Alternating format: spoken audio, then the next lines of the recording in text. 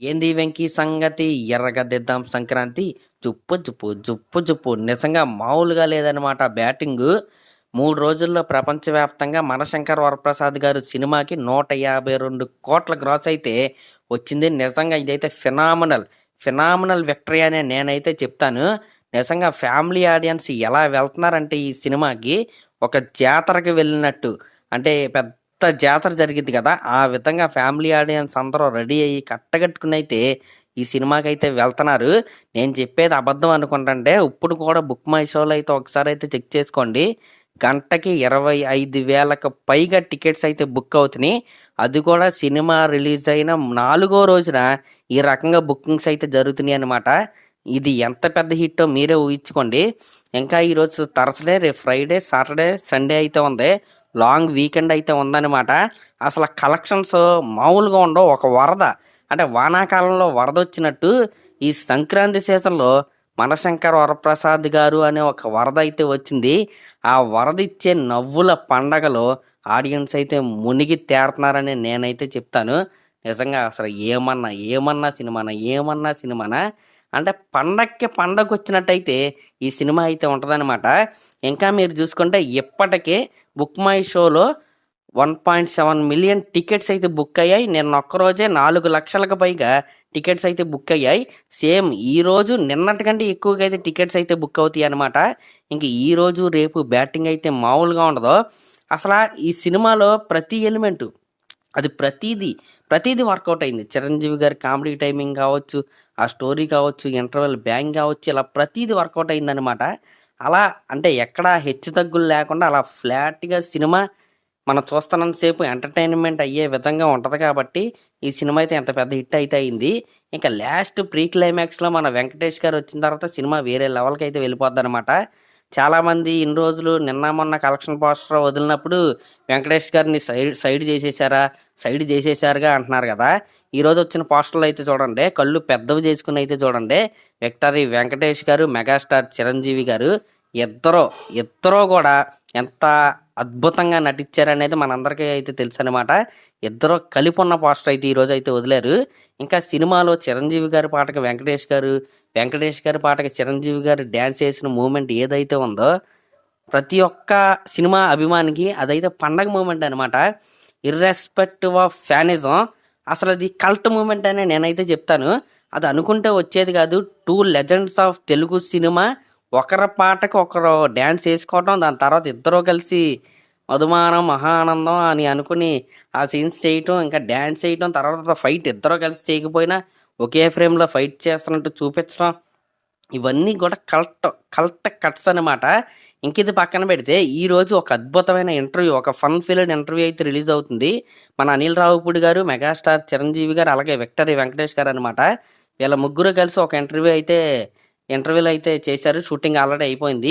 ఈరోజు అయితే అదైతే బయటికి అయితే వస్తే, ఇంకా నిన్న రాత్రి ఈ సినిమాకి సంబంధించి ఒక సక్సెస్ మీట్ అయితే జరిగిందనమాట. ఒక ప్రైవేట్ సక్సెస్ మీట్.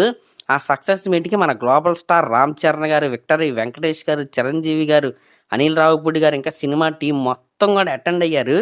ఇంకా ఆ ఈవెంట్‌లో మన చిరంజీవి గారు, అలాగే వెంకటేష్ గారి మధ్య ఉన్న బాండింగ్ ఉందండి. అసలు నిజంగా నెక్స్ట్ లెవెల్ అనమాట. అంటే వెంకటేష్ గారు చిరంజీవి గారికి సొంత తమ్ముళ్ళలాగా ఆయనైతే కలిసిపోతాడనమాట. వాళ్ళిద్దరి మధ్య ఉన్న అనుబంధం ఇప్పటిది కాదు, ఎప్పటినుంచో కూడా వాళ్ళిద్దరు చాలా క్లోజు. ఆ క్లోజ్‌నెస్సే మనకి స్క్రీన్ పైన అయితే కనపడిద్ది. వాళ్ళు యాక్ట్ చేసినట్టయితే ఉండదనమాట. ఏదో సరదాగా బయట కనపడితే ఎలా మాట్లాడుకుంటారు, ఆ విధంగా అయితే వాళ్ళైతే యాక్టింగ్ అయితే ఇరక్కొట్టేశారని చెప్పాలి. దాని రిజల్టే మనమైతే ఈ రోజునైతే చూస్తున్నాం. నిజంగా ఈ సినిమాకి ఫినామినల్ లాంగ్ రన్ అయితే ఉండబోతుంది. ఏదో నెక్స్ట్ సండేకి క్లోజ్ అయ్యే సినిమా అయితే కాదిది. తర్వాత కూడా ఒక అద్భుతమైన లాంగ్ రన్ అయితే ఈ సినిమాకైతే ఉంటది. గుర్తుంది కదా, 3 రోజుల్లో ప్రపంచవ్యాప్తంగా ప్లస్ ప్రీమియర్స్ కలుపుకొని 152 కోట్ల గ్రాస్ అయితే ఈ సినిమాకైతే వచ్చింది. ఆల్రెడీ చాలా కొన్ని ఏరియాస్‌లో బ్రేక్ ఈవెన్ అయిపోయింది. ఇంక ఈ ఆదివారానికి మొత్తం ఆల్ ఓవర్ ద వరల్డ్ అయితే ఈ సినిమా బిజినెస్ మొత్తం వెనకైతే వచ్చేద్ది. ఇంక నెక్స్ట్ నుంచి అందరూ లాభాల పంట అయితే పండించుకోవడం అనమాట. నిజంగా ఏమన్నా కంబ్యాక్ చిరంజీవి గారు. 'బాలాశంకర్' తర్వాత అద్భుతమైన కంబ్యాక్ అయితే megastar Chiranjeevi 'boss is back' అనమాట. దానికి కారణమైన అనిల్ రావిపూడి గారికి ఖచ్చితంగా థ్యాంక్స్ చెప్పాల్సిందే. ఒక పక్క ఇది ఇలా ఉంటే ఇంకో పక్క డివైడ్ టాక్తో కూడా మన రాజుగారి బ్యాటింగ్ అయితే మామూలుగా లేదనమాట. ప్రపంచవ్యాప్తంగా ఈ సినిమా 200 కోట్లకు పైగా గ్రాస్ అయితే కలెక్ట్ చేసింది. అసలు అంటే ఇది ప్యూర్ ప్రభాస్ గారి స్టామినా అనే నేనైతే చెప్తాను. అంటే యాక్చువల్గా ఆ సినిమాకి వచ్చిన టాక్కి చాలా లాస్లు వస్తాయి, బ్రేక్ ఈవెన్ అవ్వదు ఇవన్నీ అనుకున్నారు. కానీ అక్కడ ఉన్నది Prabhas pan India star, number 1 hero Prabhas అనమాట. అంటే ఫ్లాప్ టాక్ వచ్చినప్పుడు మన పుల్ ఎలా ఉంటుందో అదే మన స్టార్డమ్ని అయితే డిసైడ్ చేస్తే నిజంగా ప్రభాస్ గారు మీ స్టార్డమ్మే ఈ రోజున ఈ సినిమాని అయితే నిలబెట్టింది. దీంట్లో ఎటువంటి డౌట్ అయితే లేదు. ఎవరైనా ఈ సినిమాని చూడకపోతే చూడండి, ఎందుకంటే ఆ ఓల్డ్ గెటప్ సీన్స్ కూడా ఆల్రెడీ యాడ్ చేశారు. అంటే ఈ రోజు నుంచి ఓవర్సీస్లో కూడా ఆ ఓల్డ్ గెటప్ సీన్స్ అయితే సినిమాలు అయితే యాడ్ చేస్తారు. కాబట్టి చూడండి, ఎందుకంటే మళ్ళీ ఇలాంటి ఫ్రీ ఫ్లో ప్రభాస్ గారిని మనం అయితే చూడలేం. ఫస్ట్ హాఫ్ నిజంగా సినిమా అయితే అంటే నేను రెండుసార్లు కూడా ఈ సినిమాకి అయితే వెళ్ళాను. అంటే ఫస్ట్ హాఫ్ కోసం వెళ్ళాను, సెకండ్ హాఫ్లో వచ్చేసాను అనుకోండి, అది పక్కన పెడితే ఫస్ట్ హాఫ్లో ఉన్న ప్రభాస్ గారి గురించి మనం ఎన్నిసార్లు అయినా వెళ్ళొచ్చు. ఎవరన్నా ఖచ్చితంగా ట్రై చేయండి. మరీ తీసి పారేయాల్సినంత సినిమా అయితే కాదు, అది చాలా కాంప్లెక్స్ పాయింట్ని అయితే మారుతి గారు అయితే పెట్టుకున్నారు ఆ 7 చక్రాల గురించి. దానికి ఆ కాన్సెప్ట్ ఆయనకే సరిగ్గా అర్థం కాక స్టోరీ సరిగ్గా రాయలేదన్నమాట. కానీ పర్లేదు, మంచి అటెంప్ట్ ఇచ్చాడు. ఇంకొక డైరెక్టర్ అయి ఉంటే దాన్ని చాలా క్లారిటీగా, చాలా అంటే చాలా క్లారిటీగా తీసేవాళ్ళు. ఆ క్లైమాక్స్, ఆ లాస్ట్ 40 మినిట్స్ ఏదైతే ఉందో అదొక క్లారిటీ ఆఫ్ మైండ్తో కనుక తీసుంటే ఈ రోజున సినిమా రిజల్ట్ వేరే రకంగా ఉండేది నిజంగా.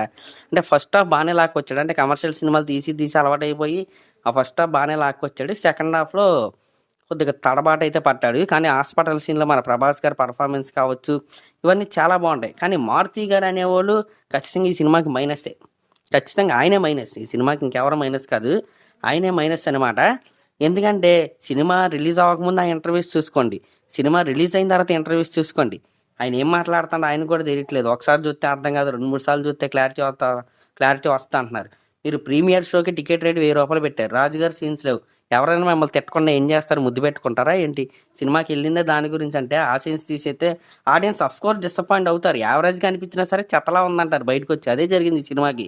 అది కేవలం ఈ సినిమాకి రిజల్ట్ అనుకున్న విధంగా రాకపోవడానికి మెయిన్ రీజన్ ఎవరంటే మారుతి గారే. ప్రభాస్ గారిని అంటాకి ఎవరో సరిపోరు. 140 రోజులు వర్కింగ్ డేస్ అయితే ప్రభాస్ గారు ఈ సినిమాకి అయితే ఇచ్చారు. కాల్ ఆపరేషన్ చేయించుకున్న తర్వాత కూడా ఫారెన్ షూటింగ్ అయితే వచ్చారు. డ్యాన్స్ చేసే పరిస్థితుల్లో లేకపోయినా సరే ఆయన డ్యాన్స్ చేశారు. అఫ్కోర్స్ దాన్ని ట్రోల్ చేశారు, అది అన్నీ చేశారు. అవి పక్కన పెడితే ఆయన డెడికేషన్ మాత్రం ఎవరు ఏమనొద్దు. ఒక స్క్రిప్ట్ని నమ్మి, ఒక డైరెక్టర్ని నమ్మి ఆయన ఇచ్చాడు. ఆ డైరెక్టర్ ఫెయిల్ అయ్యాడు అంతే తప్ప ప్రభాస్ గారు అయితే ఫెయిల్ అవ్వలేదన్నమాట. ఇంకా కొన్ని ఫేస్ స్వాప్లు కావచ్చు, ఇవన్నీ ఉన్నాయి. అవన్నీ డైరెక్టర్ చూసుకోవాలి. ప్రభాస్ గారే ఎడిటింగ్ టేబుల్ మీద కూర్చొని ఆయనకున్న బిజీ స్కెడ్యూల్లో ఇవన్నీ చేయలేడు కదా. కాబట్టి ఒక ఫ్రీ ఫ్లో ప్రభాస్ గారిని అయితే మనం అయితే ఈ సినిమాలో అయితే చూస్తాం. ఖచ్చితంగా ఒకసారి అయితే ఈ సినిమాకి అయితే వెళ్ళొచ్చు, దీంట్లో ఎటువంటి డౌటే లేదు. ఫ్యామిలీతో అయితే వెళ్ళొచ్చు అనమాట. ఈ విధంగా అటు మనశంకర్ వరప్రసాద్ గారు, ఇటు రాజేసాబ్ సినిమాలు 2 పెద్ద సినిమాలు అనమాట. అంటే ఆడియన్స్ యాక్చువల్గా ఇక్కడ ఉన్న చిన్న క్యాలిక్యులేషన్ ఏంటంటే 2 పెద్ద సినిమాలు వచ్చినప్పుడు 2 పోయాయి అనుకోండి, మిగతా చిన్న సినిమాలు అయితే ఆడితే ఇక్కడ మనశంకర్ వరప్రసాద్ గారు ఏమో సూపర్ హిట్, రాజేసాబ్ ఏమో యావరేజ్, ఇంకా 3 చిన్న సినిమాలు అయితే రిలీజ్ అయినాయి. ఆ 3 చిన్న సినిమాల్లో ఏది బాగా ఉంటే ఆ ఒక్క సినిమాకి అడ్వాంటేజ్ వస్తుంది తప్ప మిగతా 2 సినిమాలకి రాదు. దాంట్లో డౌట్ అయితే లేదు. ఆ క్యాలిక్యులేషన్ అయితే మిస్ అయ్యి వరుసపెట్టి సినిమాలు అయితే వచ్చేసినాయి. మరి ఇంకొక వారం అయితే ఆ 3వ సినిమా ఏంటి, ఆ అతిపెద్ద సినిమా ఏంటి అనేది మనం అయితే చూడాలి. ఖచ్చితంగా audience first choice, second choice Manashankar Varaprasad గారు, రాజేసాబే. తర్వాత అనగనగా ఒక రాజు అని నేనైతే అనుకున్నా. శర్వానంద్ గారి సినిమా కూడా బాగానే ఉందంటే నేనైతే చూడలేదు. రవితేజ గారి సినిమా అయితే చూశాను, పర్లేదు, అది చూడొచ్చు అనమాట. మరి అదనమాట మ్యాటర్. మరి 5 సినిమాల్లో మీకు ఏ సినిమా బాగా నచ్చిందో కామెంట్ చేయండి. అలాగే మన ఛానల్ కనుక ఫస్ట్ టైం చూస్తున్నట్టయితే ఖచ్చితంగా సబ్స్క్రైబ్ చేసుకోండి. Thank you.